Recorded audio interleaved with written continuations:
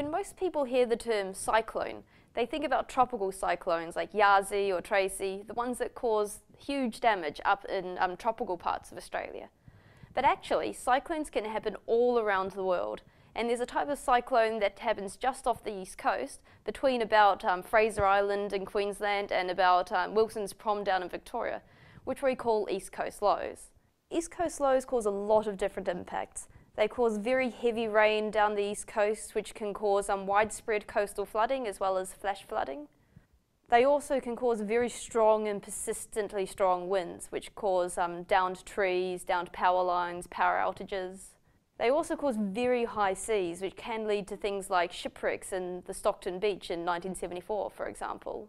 And they can cause serious coastal erosion with beaches worn away, or in the case of April last year, sand moved off the beaches and onto the streets of the city. But they're also important for other reasons. Big East Coast lows can cause widespread rain all along the East Coast, and this is really important to our dam levels and our water security. So the Pasha-Bulka storm alone in June 2007 caused a really big increase in the dam levels in Warragamba catchment, which had been going slowly down over several years before that.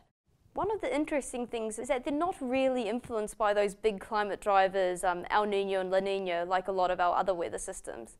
And this is part of why places along the east coast like Brisbane and Sydney don't really see the influence of ENSO on their weather like places further west of the Divide do. On the other hand, places like Melbourne and Adelaide and southeast Australia get a lot of their rain from cut-off lows and fronts that come out of the mid-latitude westerlies. So those are the areas that can get strongly impacted by changes in ENSO and also the Indian Ocean. East Coast lows are most common between the months of April and August, and that's when we've had all those really big East Coast lows that we remember. So in April last year, there was an East Coast low that caused 44 hours of consecutive winds above 50 kilometres an hour, a massive flooding in Dungog in the Central Coast. And even further back, so in June 2007, there was an East Coast low that caused a ship to get beached up off Newcastle.